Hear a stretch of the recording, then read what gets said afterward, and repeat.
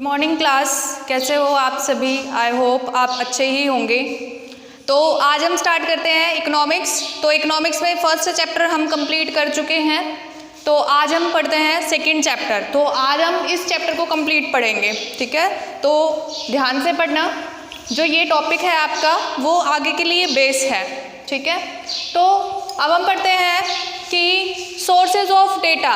Data क्या होता है कि जो भी हमें रिसर्च के लिए चाहिए होता है, जो भी मटेरियल चाहिए होता है रिसर्च के लिए, उसको हम क्या कहते हैं? डेटा कहते हैं। तो वो हमें कलेक्ट करना पड़ेगा, और कलेक्ट करने के लिए, इकट्ठा करने के लिए हमारे पास कुछ सोर्सेज भी होने चाहिए। तो सोर्सेज क्या हैं उस डेटा को कलेक्ट करने के लिए? दो सोर्सेज हैं, primary source and secondary source. तो प्राइमरी सोर्स में क्या आता है? प्राइमरी सोर्स में वो सारे मेथड्स आते हैं जिनके थ्रू हम ओरिजिनलिटी से डेटा कलेक्ट करते हैं। मतलब डायरेक्ट हम वहाँ जाकर डेटा कलेक्ट करते हैं, या डायरेक्ट उस पर्सन से मिलकर डेटा कलेक्ट किया जाता है जो उससे लिंक रखता है, जो उससे कनेक्टेड है। तो इसका मतलब ये हुआ कि जो प्राइमरी डेटा है, प्राइमरी सोर्स से मिलने वाला जो डेटा है वो क्या कहलाएगा? प्राइमरी डेटा कहलाएगा।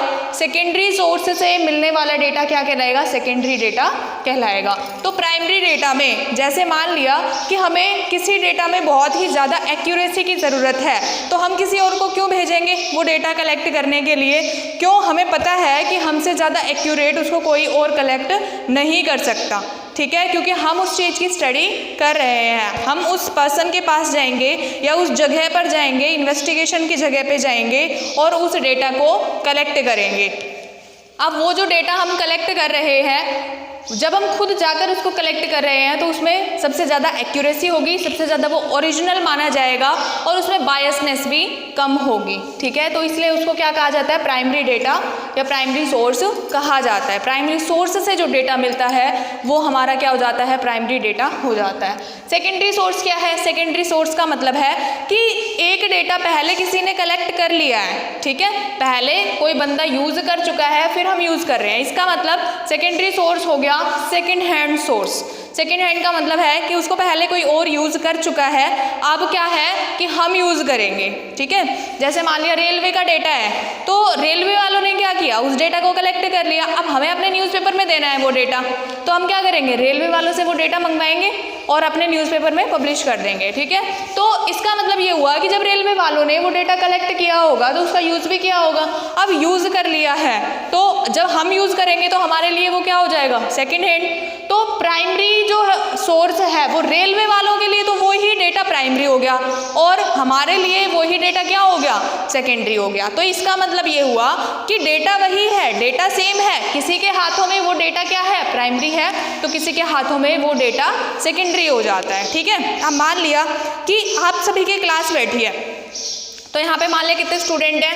10 स्टूडेंट्स हैं यहाँ पे। मैं उनकी हाइट पूछती हूँ, मैं उनकी क्वालिफिकेशन पूछती हूँ, मैं उनका बैकग्राउंड पूछती हूँ, ठीक है? मैं उनके मार्क्स पूछती हूँ। मैंने बहुत सारा डेटा जो है वो खुद से कलेक्ट किया है। अब अपनी इन्वेस्टिगेशन में मैं खुद कलेक्ट कर रही हूँ, ठीक है? तो एक्यूरेसी तो मोर होगी ही होगी, साथ में जो मैं डेटा कलेक्ट कर रही हूँ उसमें क्या है? ओरिजिनलिटी आएगी। मुझे पता है हर किसी के बारे में, मुझे अपने ऑब्जेक्टिव के बारे में पता है, मुझे अपने उद्देश्य के बारे में पता है कि मुझे किससे रिलेटेड डेटा कलेक्ट करना है, तो मैं कर सकती हूँ। जो मैंने वो डेटा कलेक्ट किया अपनी इन्वेस्टिगेशन के लिए, तो वो डेटा क्या कहलाएगा? प्राइमरी डेटा कहलाएगा, क्योंकि वो एक प्राइमरी सोर्स कहा जाता है। दूसरा है कि सेकेंडरी सोर्स।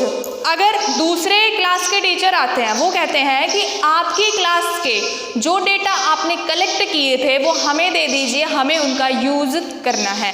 जब मैं उनको वो डेटा दे दूंगी तो उनके लिए वो डेटा क्या हो जाएगा? जो मैं उनको लिस्ट दूंगी उनके लिए वो डेटा क्या हो जाएगा? सेकेंडरी सोर्स हो जाएगा, और सेकेंडरी डेटा कहा जाएगा। तो इसका मतलब जब मैंने कलेक्ट किया, सेम डेटा है, मैंने कलेक्ट किया, उस टाइम पे वो क्या था? प्राइमरी। जब मैंने किसी और को दे दिया तो उनके लिए क्या बन गया? वो सेकेंडरी डेटा बन गया, ठीक है? तो अब हम देखते हैं difference between primary and secondary data. तो डिफरेंस क्या है प्राइमरी और सेकेंडरी डेटा के बीच में? तो फर्स्ट डिफरेंस है हमारा डिफरेंस इन ओरिजिनलिटी। जो प्राइमरी सोर्स से डेटा कलेक्ट किया जाता है वो ओरिजिनल कहा जाता है, क्योंकि उसको खुद हम जाकर डायरेक्टली पूछते हैं ठीक है, डायरेक्टली हम उसको इन्वेस्टिगेट करते हैं, इसलिए उसको क्या कहा जाता है, ओरिजिनल डेटा कहा जाता है। लेकिन जो सेकेंडरी डेटा है उसको ओरिजिनल डेटा नहीं कहा जाता, क्योंकि वो हम किसी दूसरे से ले रहे हैं। हो सकता है कि वो हमारे ऑब्जेक्टिव से मैच करता हो या ना करता हो, ठीक है, तो हमें ऑब्जेक्टिव स्कोप भी मैच करने होते हैं। जैसा कि नेक्स्ट पॉइंट में बताया गया है, difference in the suitability of objective. जब मैंने वो डेटा प्राइमरी सोर्स से कलेक्ट किया था तो मेरे कुछ और ऑब्जेक्टिव थे, लेकिन जब कोई दूसरे टीचर्स उसको ही यूज़ कर रहे हैं तो ज़रूरी नहीं ना कि जिस काम के लिए मैंने वो डेटा कलेक्ट किया था वही काम उनको हो, उनको किसी और काम के लिए चाहिए हो सकता है। तो इसका मतलब ये हुआ कि हमें ऑब्जेक्टिव पे भी ध्यान रखना पड़ेगा कि जब मैंने कलेक्ट किया तब उसका जो ऑब्जेक्टिव था वही ऑब्जेक्टिव क्या उन टीचर्स का भी है जो अब मुझसे वो डेटा मांग रहे हैं, ठीक है। तो नेक्स्ट वन है difference in cost of collection. तो इसका मतलब ये हुआ कि जब हम खुद जाके, अब मान लिया इंडिया से हम डेटा कलेक्ट कर रहे हैं, घर घर जाके डेटा कलेक्ट करेंगे, जाऊंगी, किराया भी लगाऊंगी, टाइम भी खराब करूंगी अपना, ठीक है, क्यों कर रही हूँ, इन्वेस्टिगेट करने के लिए कर रही हूँ, तो कॉस्ट भी क्या आएगी, ज़्यादा आएगी। और दूसरा क्या है, कोई मुझसे डेटा मांग के ले गया, कुछ देना पड़ा उसको, अगर देना भी पड़ा तो थोड़े बहुत रुपए, ठीक है, इतना ज़्यादा नहीं। मान लिया कोई टीचर्स मांगता है तो मैं उससे रुपए थोड़ी ना लूँगी, लेकिन जब बड़े लेवल पे डेटा मांगा जाता है तो उसके पैसे भी दिए जाते हैं। तो इसका मतलब हुआ कि प्राइमरी डेटा जो है उसकी कॉस्ट ज़्यादा आती है, सेकेंडरी डेटा की कॉस्ट कम आती है। जैसे एक फ़नी सा एग्जाम्पल लेते हैं, पकी पकाई खिचड़ी मिल जाए तो वो क्या है, पकी पकाई जो खिचड़ी है वो सेकेंडरी डेटा है, लेकिन वही खिचड़ी हमें खुद बनानी पड़े तो क्या है वो प्राइमरी डेटा है, ठीक है। तो इसका मतलब अगर हमें वो खिचड़ी पकी पकाई सेकेंडरी मिल जाए तो इसका मतलब ये हुआ कि हमें कोई कॉस्ट इतनी नहीं देनी पड़ी, ठीक है। लेकिन प्राइमरी में क्या होगा कि हमें वो खिचड़ी खुद बनानी पड़ेगी, हमें वो सामान खुद बनाना पड़ेगा, तो इसका मतलब हमें टाइम भी देना पड़ेगा, हमें अपनी मेहनत भी देनी पड़ेगी, हमें पैसा भी खर्च करना पड़ेगा। तो इसका मतलब हुआ कि कॉस्ट ऑफ कलेक्शन जो है वो सबसे ज़्यादा किस में होगा, प्राइमरी में होगा, सेकेंडरी में कम होगा, ठीक है। तो हम यहाँ से क्या पढ़ रहे हैं, हम डिफरेंस पढ़ रहे हैं। पहला डिफरेंस हमने देखा ओरिजिनलिटी का, कि जो प्राइमरी डेटा होता है वो ओरिजिनल होता है, सेकेंडरी डेटा ओरिजिनल नहीं होता, ठीक है। एक्यूरेट जो है वो प्राइमरी डेटा होता है क्योंकि उसको हम खुद कलेक्ट कर रहे हैं, सेकेंडरी हमने किसी और से लिया है, इसलिए हम उसको इतना एक्यूरेट, इतना सही सटीक नहीं मान सकते। नेक्स्ट हमने क्या पढ़ा, ऑब्जेक्टिव। ऑब्जेक्टिव में क्या है कि जो हमने डेटा कलेक्ट किया है उसके ऑब्जेक्टिव कुछ और हो सकते हैं, जो हम सेकेंडरी डेटा किसी को दे रहे हैं जो डेटा, उसके लिए वो ऑब्जेक्टिव कुछ और हो सकते हैं, ठीक है। तो ऑब्जेक्टिव सुटेबल होने चाहिए, मैच करने चाहिए, तभी वो डेटा काम कर सकता है, वरना वो डेटा किसी काम का नहीं है, ठीक है। तो डिफरेंस हमने तीसरा डिफरेंस किस में पढ़ा था, कॉस्ट में पढ़ा था कि कॉस्ट ऑफ कलेक्शन। जब हम डेटा को कलेक्ट करते हैं, घर घर जाके डेटा कलेक्ट करते हैं तो हमारी मनी भी लगती है, हमारी मेहनत भी लगती है, हमारा टाइम भी स्पेंड होता है उसमें। तो प्राइमरी डेटा में बहुत ज़्यादा फटीग है। दूसरी तरफ देखें सेकेंडरी डेटा में, तो सेकेंडरी डेटा में कुछ नहीं करना पड़ता, हमें सिर्फ डेटा लेना होता है जो पहले कोई कलेक्ट कर चुका है उससे, ठीक है। तो ये तीन मेन डिफरेंस है, आपके एग्जाम में पूछे जा सकते हैं। Main difference between primary and secondary data, तो आप क्या बताओगे, first is originality, second one is objective, third one is cost, ठीक है, कॉस्ट ऑफ कलेक्शन। तो यहाँ तक समझ में आया कि हमारे डेटा के सोर्सेज कितने थे, दो सोर्सेज थे, प्राइमरी डेटा और सेकेंडरी डेटा। प्राइमरी डेटा जो हम प्राइमरी सोर्स से कलेक्ट करते हैं, डायरेक्ट जाके जो हम कलेक्ट करते हैं, और सेकेंडरी डेटा जो सेकेंड हैंड है, इसका मतलब जो पहले कोई यूज़ कर चुका है और अब हम उसको यूज़ कर रहे हैं। अच्छा, इससे रिलेटेड एक क्वेश्चन मैं आपसे पूछती हूँ, हाँ, आपको उसका जवाब ढूंढना है, ठीक है। अब मान लिया कि मैंने कोई डेटा कलेक्ट किया था, ठीक है, मैंने वो डेटा कलेक्ट तो कर लिया लेकिन यूज़ नहीं किया, अब मैंने किसी और को दे दिया वो डेटा, तो उसके लिए क्या वो डेटा सेकेंडरी डेटा कहलाएगा या प्राइमरी डेटा कहलाएगा, ये आपको देखना है, ठीक है। तो इसका जवाब आप कमेंट बॉक्स में दे सकते हैं, ठीक है। और साथ ही साथ जो वीडियो आ रही है, अगर आपको अच्छी लग रही है तो आप लाइक कर सकते हैं, शेयर कर सकते हैं और कमेंट भी कर सकते हैं, और साथ ही हमारे चैनल को सब्सक्राइब भी करते रहिए ताकि इसी तरीके की अच्छी अच्छी वीडियोज़, मोटिवेटेड वीडियोज़ एंड बहुत ही बेनिफिशियल वीडियोज़ हम आपको देते रहें। तो नेक्स्ट हम पढ़ते हैं statistical methods of data collection. Statistical methods में क्या है कि जब भी हम देखते हैं कि हमें डेटा कलेक्ट करना है, अब हमने डिसाइड कर लिया है कि जो हमें डेटा लेना है वो प्राइमरी सोर्स से लेना है या सेकेंडरी सोर्स से लेना है। मान लिया कि अब हमें प्राइमरी सोर्स से लेना है डेटा, तो उसके लिए मेथड्स भी तो देखने पड़ेंगे कि कौन से कलेक्ट करने के स्टैटिस्टिकल मेथड्स हैं। तो पहला मेथड कौन सा है? Direct personal investigation. इसके 4 मेथड है मेनली, ठीक है, तो बताती हूँ मैं कौन से हैं। पहला direct personal investigation, second indirect oral investigation, third information from local sources और कोरेस्पॉन्डेंट्स, फोर्थ है information through questionnaires and schedules.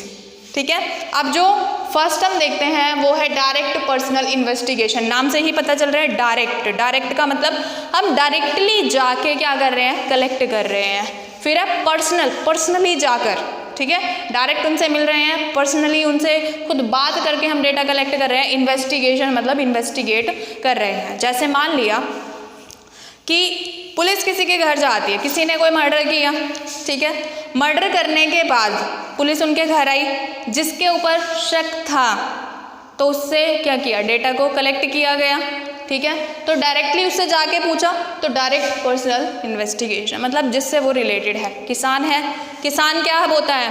खेत बोता है, ठीक है, फसल बोता है किसान। अब उसकी फसल कैसी हो रही है ये हमें डेटा देखना है, तो अब हम क्या करेंगे? उस किसान से ही जाकर अगर पूछेंगे तो वो हमारा क्या हो जाएगा? Direct personal investigation. तो इसका फ़ायदा क्या क्या है कि इससे जो हमें डेटा मिलेगा वो बिल्कुल सही मिलेगा, एक्यूरेट मिलेगा। क्यों? क्योंकि जिस व्यक्ति से हम पूछ रहे हैं वो घटना उसके साथ ही घट रही है, ठीक है, तो उससे ज़्यादा सही जवाब वो नहीं दे सकता और कोई भी नहीं दे सकता, ठीक है। तो डायरेक्ट पर्सनल इन्वेस्टिगेशन जो है वो वही काम कर सकता है जहाँ पे एरिया जो है वो बहुत ही छोटा है, ज़्यादा बड़े लेवल पे काम नहीं कर सकता। क्यों नहीं कर सकता? क्योंकि घर घर जाकर डायरेक्टली पूछना तो टाइम बहुत ज़्यादा लगता है इन्वेस्टिगेशन में, तो इसलिए जहाँ हमें एक्यूरेट रिजल्ट चाहिए होते हैं और जहाँ एरिया छोटा होता है वहाँ पर हम यूज़ करते हैं डायरेक्ट पर्सनल इन्वेस्टिगेशन, ठीक है guys. Next one is indirect oral investigation. Indirect oral investigation में क्या है? नाम से ही पता चल रहा है इनडायरेक्ट, मतलब हम उससे डायरेक्टली नहीं पूछेंगे।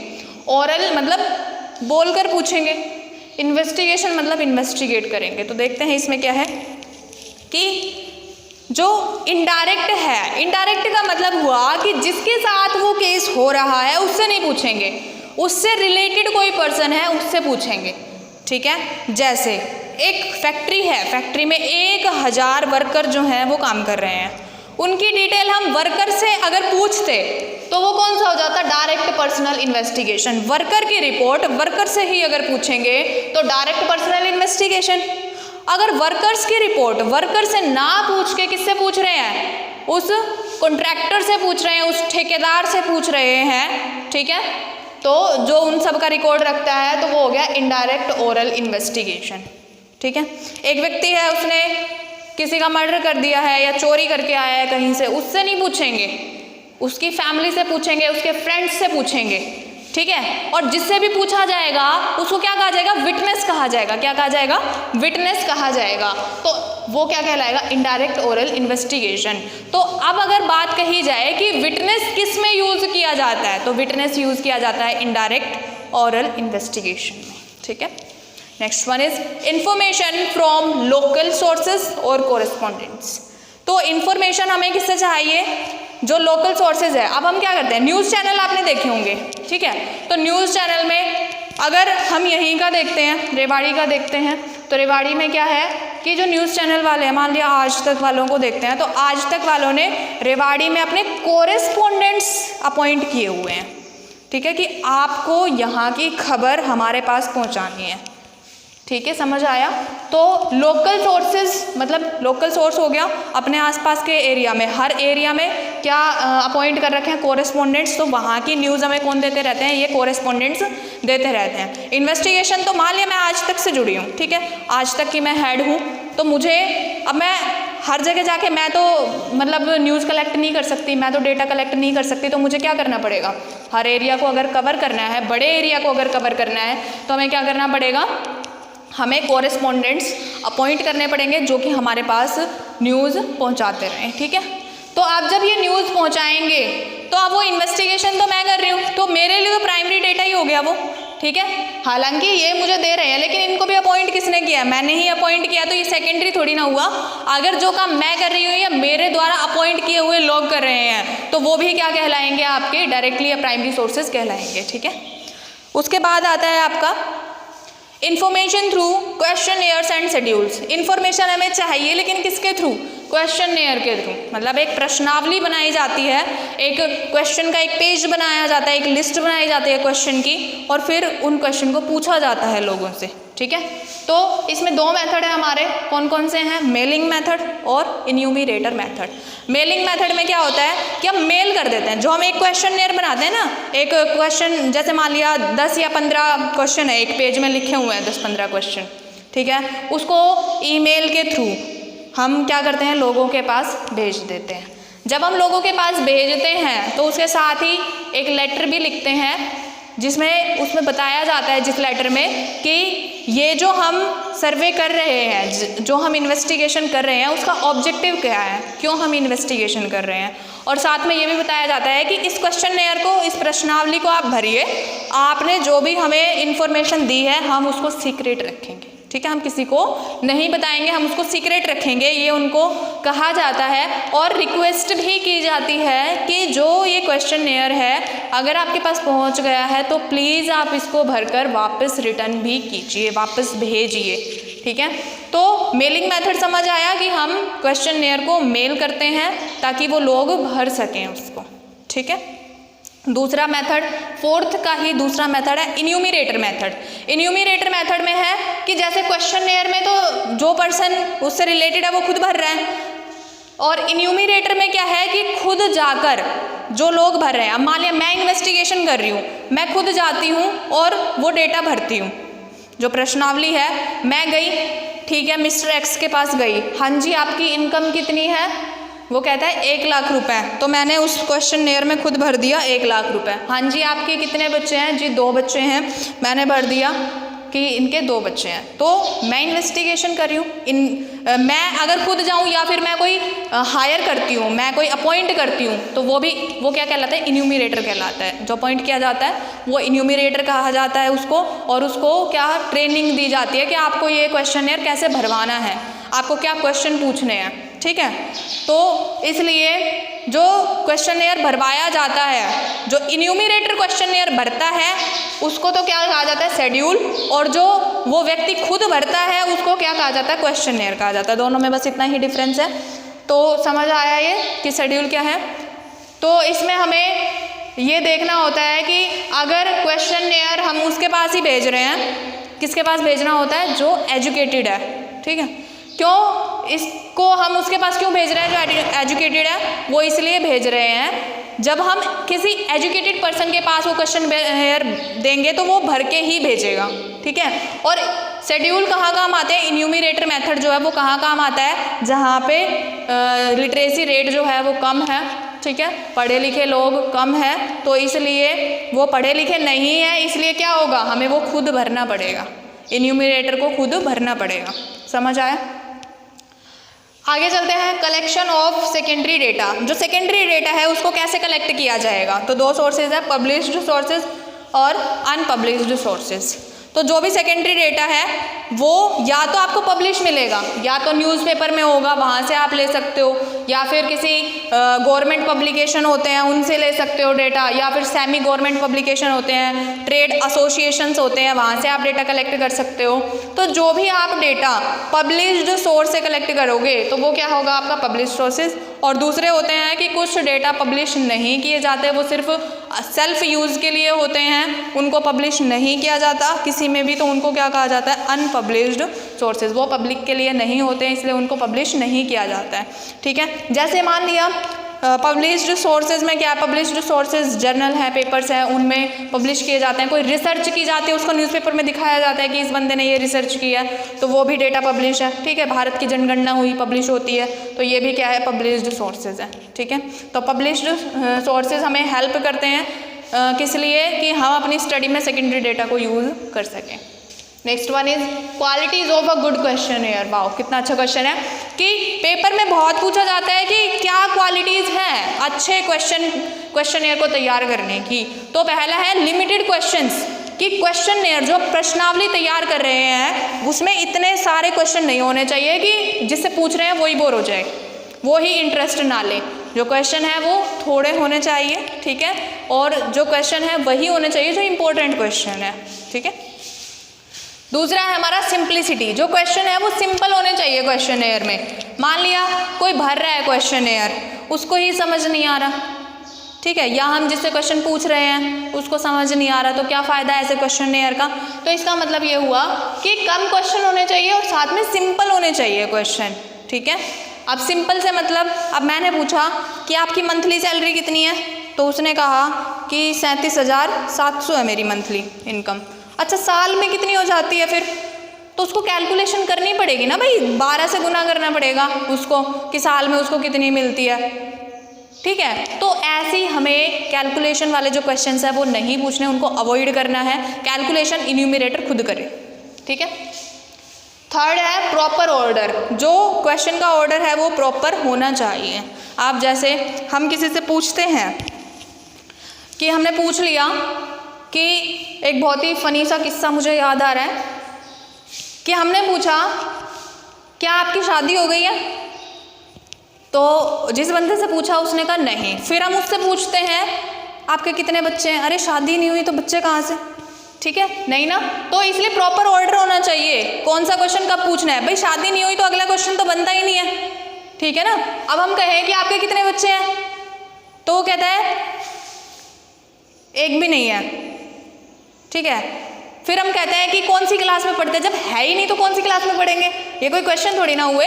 तो इसका मतलब प्रॉपर ऑर्डर में होना चाहिए और ऐसे क्वेश्चन नहीं होने चाहिए जिनका कोई मतलब ना बने, ठीक है। तो क्वेश्चन हमें किस तरीके से पूछने हैं, हमें स्टेप बाय स्टेप हमें जाना है। जैसे कोई भी हम जाते ही उसकी इनकम तो नहीं पूछ सकते कि आपकी इनकम कितनी है, पहले हमें उनका नाम पूछना पड़ेगा, उनके बैकग्राउंड से रिलेटेड क्वेश्चन पूछने पड़ेंगे, फिर इनकम से रिलेटेड पूछने पड़ेंगे, ठीक है। तो इस तरीके से हमें एक प्रॉपर ऑर्डर में क्वेश्चन पूछने होंगे, ठीक है। नेक्स्ट है पायलट सर्वे। पायलट सर्वे का मतलब होता है कि जब हम क्वेश्चनेयर बना लेते हैं तो बनाने के बाद हम एक प्री टेस्टिंग करते हैं। प्री टेस्टिंग का मतलब हुआ कि उसको देखते हैं किसी से पूछ के कि डिफ़िकल्टी तो नहीं है, आप इजीली उसका जवाब दे सकते हो या नहीं दे सकते। कई बार क्या होता है, कुछ क्वेश्चन ऐसे होते हैं हम क्वेश्चन पूछते हैं और सामने वाला बंदा अग्रेसिव हो जाता है, बहुत ज़्यादा मतलब कहते हैं ना कि क्या बोलते हैं अग्रेसिव, कि बहुत ज़्यादा वो मारने को दौड़ता है कि आपने मुझसे ये क्वेश्चन क्यों पूछ लिया, ठीक है। तो इसलिए हमें पायलट सर्वे करना होता है कि जो भी हम क्वेश्चनेयर भेज रहे हैं वो किसी को अग्रेसिव ना करे, ठीक है। वो एक ऐसा क्वेश्चनेयर होना चाहिए जिसमें हम क्या करते हैं, प्रॉपर तरीके से क्वेश्चन पूछते हैं, अगला बंदा भी प्रॉपर तरीके से हमें आंसर दे सके। तो अगर वो सही है तो उस क्वेश्चनेयर को ही आगे भेजा जाता है, वरना हम उस क्वेश्चनेयर को चेंज करते हैं, ठीक है। नेक्स्ट है नो अनडिज़ायरेबल क्वेश्चंस, कि कोई अनडिज़ायरेबल क्वेश्चन नहीं होना चाहिए जिसकी हमें ज़रूरत नहीं है। देखो ऑब्जेक्टिव हमारे पास है, हमारा क्या उद्देश्य है हमें पता है, अपने उद्देश्य से रिलेटेड क्वेश्चन पूछो ना, फालतू के क्वेश्चन क्यों पूछते हो, नहीं पूछने चाहिए। तो कोई भी अनडिज़ायरेबल क्वेश्चन नहीं पूछे जाने चाहिए। 6 हमारा क्रॉस वेरिफिकेशन। क्रॉस वेरिफिकेशन में क्या होता है कि जो आप क्वेश्चन पूछ रहे हो, अब मैंने पूछा कि आपकी इनकम कितनी है, वो कहता है 5,000। मैंने कहा कि आपके खर्चे कितने हैं, जी 8,000। फिर जब इनकम 5,000 है, 8,000 खर्चे हो गए, कर्जा आप लेते नहीं, तो फिर कैसे। तो हमें क्रॉस वेरिफिकेशन करना पड़ेगा, ठीक है। तो क्रॉस वेरिफिकेशन किया जाना ज़रूरी है, और वो भी क्वेश्चन से ही। अगर हम कोई क्वेश्चन पूछ रहे हैं, अब मान लिया मैं किसी स्कूल में इंटरव्यू देने गई, तो वो कहते हैं कि आपने किसी स्कूल में पढ़ाया है, मैंने झूठ में ही कह दिया हाँ पढ़ाया है। तो वो क्या पूछेंगे, आपकी डिटेल मांगेंगे, सैलरी डिटेल, कि आपकी सैलरी डिटेल दिखाइए, ठीक है। जैसे कई क्वेश्चन में पूछते हैं कि आपके पास आधार कार्ड है, अगर हम कहते हैं नो तो आगे का क्वेश्चन बनता ही नहीं है। अगर हम कहते हैं येस तो वो कहते हैं कि आधार कार्ड का नंबर दीजिए, ठीक है। तो ये हो गया क्रॉस वेरिफिकेशन। तो उससे पता चल जाता है कि आधार कार्ड इस व्यक्ति के पास रियल में ही है, ठीक है। नेक्स्ट आता है हमारा precautions in the use of secondary data. Precautions क्या है, हमें किन बातों का ध्यान रखना चाहिए जब हम सेकेंडरी डेटा को यूज़ करते हैं। देखो, प्राइमरी डेटा को यूज़ करने में कोई हर्ज नहीं है, क्योंकि हम उसको खुद कलेक्ट कर रहे हैं, खुद ही हम अपने अकॉर्डिंग कलेक्ट कर रहे हैं, तो यूज़ हम अच्छे से कर सकते हैं। लेकिन सेकेंडरी डेटा किसी और के द्वारा कलेक्ट किया गया है, तो उसमें एक छोटी सी प्रॉब्लम ये आती है कि उसका ऑब्जेक्टिव कुछ और हो सकता है और हमारा ऑब्जेक्टिव कुछ और हो सकता है। तो इस चीज़ को हमें ध्यान में रखना चाहिए। तो किन किन बातों को ध्यान में रखना चाहिए जब हम क्या करते हैं, सेकेंडरी डेटा को कलेक्ट करते हैं या यूज़ करते हैं सेकेंडरी डेटा को। ठीक है, तो फर्स्ट है ability of the collecting organization, कि जिस ऑर्गेनाइजेशन से वो हम डेटा कलेक्ट कर रहे हैं उसकी एबिलिटी क्या है, क्या वो एक अच्छी ऑर्गेनाइजेशन है या ऐसे काम चला हुआ है या उसका नाम ही नहीं है। ठीक है, एक जो बहुत ही जानी मानी ऑर्गेनाइजेशन है जिस पर सब विश्वास कर सकते हैं, तो उसके द्वारा दिए गए डेटा पर भी क्या करेंगे, सब विश्वास करेंगे। लेकिन एक ऐसी ऑर्गेनाइजेशन जिसका नाम तक नहीं सुना, उसके द्वारा पब्लिश किया गया डेटा, उसके द्वारा दिया गया डेटा, उस पर कोई भी रिलायबिलिटी नहीं दिखाएगा, कोई भी विश्वास नहीं दिखाएगा। तो इसलिए हमें क्या देखना है, उसकी एबिलिटी चेक करनी है उस ऑर्गेनाइजेशन की, जो कलेक्टिंग ऑर्गेनाइजेशन है उसकी एबिलिटी क्या करनी है, चेक करनी है। नेक्स्ट है ऑब्जेक्टिव एंड स्कोप, कि जो उस बंदे ने जो डेटा कलेक्ट किया था, सबसे पहले जिस बंदे ने डेटा कलेक्ट किया था, उसके ऑब्जेक्टिव, उसके उद्देश्य क्या थे, उसके स्कोप क्या थे, और क्या वो हमारे इन्वेस्टिगेशन के उद्देश्य से, स्कोप से मैच करते हैं या नहीं करते। ठीक है, तो मेन पॉइंट यहाँ से आ गया ऑब्जेक्टिव, और हमें स्कोप देखना पड़ेगा। नेक्स्ट है method of collection. Method of collection में क्या है कि उसने किस मेथड से कलेक्ट किए थे, क्या हमें उसी मेथड से कलेक्ट किए हुए डेटा चाहिए। मान के चलते हैं कि हमें सॉरी गाइस, मान के चलते हैं कि हमें एक्यूरेट डेटा चाहिए, बिल्कुल एग्जैक्ट डेटा। ठीक है, हमें वो डेटा चाहिए जो सैम्पलिंग के थ्रू ना हो, सेंसस के थ्रू हो, घर घर जाके कलेक्ट किए गए हों। लेकिन जो हमने सेकेंडरी डेटा उठाया है वो तो सैम्पलिंग के थ्रू था, हर घर से जाके तो नहीं पूछा, बस अंदाज़ा लगा के वो डेटा कलेक्ट किया गया है। तो मेथड जो है कलेक्शन का वो दोनों ही अलग अलग हो गए। जब हम उस मेथड से मैच ही नहीं हो रही है हमारी इन्वेस्टिगेशन, तो हम क्या करेंगे, वो हमारे डेटा किसी काम का है नहीं है। तो हम सबसे पहले क्या चेक करेंगे, उसका मेथड चेक करेंगे कि किस मेथड से वो कलेक्ट किया गया था। Next one is time and condition of collection. जब हमने वो डेटा कलेक्ट किया था, मतलब जिस पार्टी से हम डेटा ले रहे हैं उसने जब वो डेटा कलेक्ट किया था तो कंडीशन क्या थी। मान लिया युद्ध के टाइम में डेटा जो कलेक्ट किया गया है और एक शांति के टाइम में जो डेटा कलेक्ट किया है, क्या दोनों में डिफरेंस होगा या नहीं होगा, होगा। ठीक है, युद्ध के टाइम में जो प्राइजेस है बहुत ही ज़्यादा हाई हो जाते हैं। ठीक है, लेकिन शांति काल में वो जो प्राइजेस हैं वो कम रहते हैं, नॉर्मल रहते हैं। तो इसलिए हमें क्या करना है, टाइम नोट करना है कि उस डेटा को कब कलेक्ट किया गया है और उस टाइम पे कंडीशन क्या थी। ठीक है, फिफ्थ है एक्यूरेसी। एक्यूरेसी में क्या है कि जो डेटा है वो आप कितनी एक्यूरेसी से कलेक्ट कर रहे हो। ठीक है, कि एक तो आपने मान लिया आपने डेटा कलेक्ट किया, आपने लिखा कि सारे बच्चों के मार्क्स जो हैं वो 50+ हैं, और एक आपने लिस्ट बनाई, इस बच्चे के 54 हैं, इस बच्चे के 55 है, तो कौन सा ज़्यादा अच्छा है, जो अलग अलग बच्चों के लिस्ट बना रहे हैं। क्यों? क्योंकि एक्यूरेसी है उसमें, हर बच्चे का अलग से पता चल रहा है कि किस बच्चे की इम्प्रूवमेंट अच्छी है, किस बच्चे को मतलब कुछ प्रॉब्लम्स हैं वो देखी जा रही है। ठीक है, तो हम उस पर ज़्यादा फोकस कर सकते हैं। तो इसका मतलब ये हुआ कि जो एक्यूरेसी है वो हमें मैच करनी पड़ेगी, क्या हमें जितनी एक्यूरेसी चाहिए वो उस डेटा में एक्यूरेसी है या नहीं है। तो यहाँ तक आपको समझ में आया। इसमें हम पढ़ चुके हैं सोर्सेज ऑफ डेटा। उसमें हमने क्या पढ़ा कि दो सोर्सेज होते हैं, प्राइमरी सोर्सेज और सेकेंडरी सोर्सेज। ठीक है, प्राइमरी डेटा जो हम कलेक्ट करते हैं वो ओरिजिनली जाके डायरेक्टली जाके प्राइमरी सोर्सेज से कलेक्ट करते हैं, और सेकेंडरी क्या है, सेकेंड हैंड डेटा होता है जिसको पहले कोई यूज़ कर चुका है। उसके बाद हमने पढ़ा डिफरेंस क्या है दोनों में। तो first difference is originality, objectives and cost of collection. Originality में क्या था कि ओरिजिनल जो प्राइमरी डेटा होता है वो ओरिजिनल होता है, सेकेंडरी डेटा ओरिजिनल नहीं होता है, उसको कोई और यूज़ कर चुका है पहले ही। ठीक है, और ऑब्जेक्टिव में क्या है कि सुटेबिलिटी ऑफ ऑब्जेक्टिव्स। तो ऑब्जेक्टिव जो है प्राइमरी के अलग जो ऑब्जेक्टिव्स हो सकते हैं और सेकेंडरी के अलग होंगे। कॉस्ट में क्या है, कॉस्ट ऑफ कलेक्शन, प्राइमरी में मेहनत ज़्यादा है, पैसा ज़्यादा है, ठीक है, पैसा ज़्यादा लगाना पड़ता है, तो इसलिए इसकी कॉस्ट ज़्यादा आती है। सेकेंडरी सोर्सेज में इतनी कॉस्ट नहीं आती। फिर हमने स्टैटिस्टिकल मेथड पढ़े, जिसमें हम डायरेक्टली अगर जाकर उससे पूछताछ कर रहे हैं, किसी से इन्वेस्टिगेशन कर रहे हैं, तो डायरेक्ट पर्सनल इन्वेस्टिगेशन, उससे पूछताछ ना करके उससे रिलेटेड विटनेस से कर रहे हैं तो इनडायरेक्ट ओरल इन्वेस्टिगेशन। और जब हम कोरेस्पोंडेंट्स को अपॉइंट करते हैं, ठीक है, वो हमें खबर पहुँचाता है, तो वो क्या है, इन्फॉर्मेशन फ्रॉम लोकल सोर्सेज और कोरेस्पोंडेंट्स। फिर है इन्फॉर्मेशन थ्रू क्वेश्चनएयर एंड शेड्यूल, जिसमें हम क्वेश्चनएयर भरवाते हैं, जिसमें हमने 2 मेथड पढ़े, मेलिंग मेथड और इन्यूमरेटर मेथड। मेलिंग मेथड में क्या था, हम मेल करते हैं क्वेश्चनएयर को और वो हमें भर के देते हैं, ठीक है। और इन्यूमरेटर मेथड में क्या था, इन्यूमरेटर खुद जाता है, खुद भरता है, ठीक है। उनको ट्रेनिंग दी जाती है कि आपको कैसे भरवाना है, क्योंकि लोग वहाँ पे अनपढ़ होते हैं, इतने पढ़े लिखे नहीं होते। फिर हमने देखा कलेक्शन ऑफ सेकेंडरी डेटा, तो कलेक्ट हम कैसे कर सकते हैं, पब्लिश्ड सोर्स से कर सकते हैं और अनपब्लिश्ड सोर्स से। पब्लिश्ड सोर्स आपको किसी ना किसी पेपर में, जर्नल में, ठीक है, पब्लिश मिल जाएंगे, मैगजीन में। लेकिन अनपब्लिश्ड सोर्स वो डेटा जो पब्लिश नहीं किए जाते हैं।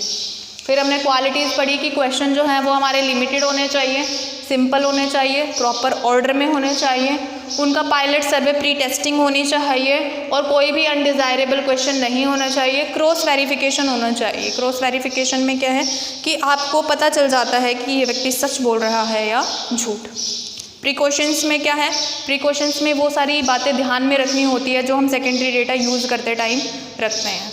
कौन सा था कि ability of the collecting organization, की जो भी ऑर्गेनाइजेशन ने वो डेटा पहले कलेक्ट किए हैं उनकी एबिलिटी क्या है, एबिलिटी अच्छी होनी चाहिए, ठीक है, रिलायबल होने चाहिए वो। फिर ऑब्जेक्टिव एंड स्कोप, की उनके ऑब्जेक्टिव और स्कोप हमारे उससे मैच करते हैं या नहीं करते, उन्होंने कौन सा मेथड अपनाया है, क्या उसी मेथड से हमें डेटा चाहिए। टाइम और कंडीशन क्या थी जब उन्होंने डेटा कलेक्ट किया था, और एक्यूरेसी, उनकी जो एक्यूरेसी है, क्या हमें उतनी ही एक्यूरेसी चाहिए या इससे ज़्यादा चाहिए, ठीक है। इसके हमारे जो कलेक्शन ऑफ सेकेंडरी डेटा है 2 तरीके से और भी कर सकते हैं हम, सेंसस मेथड और सैम्पलिंग मेथड। एक होता है सेंसस मेथड, उसमें हम घर घर जाके, जैसे भारत की जनगणना होती है, घर घर जाके पूछताछ की जाती है, वो हमारा सेंसस मेथड होता है, बड़े एरिया को कवर करता है, ठीक है। एक होता है सैम्पलिंग मेथड, कुछ लोगों से पूछताछ की, बाकियों का अंदाज़ा लगा लिया उनके बिहाफ पे, ठीक है। तो ये सैम्पलिंग जो है वो कौन करता है, NSSO करता है, ठीक है, नेशनल सैम्पल सर्वे ऑफिस, ठीक है। Thank you guys. आज की क्लास आपको कैसी लगी कमेंट करके ज़रूर बताइए, ठीक है। एंड चैनल को लाइक करें, सब्सक्राइब करें, शेयर करें। Thank you.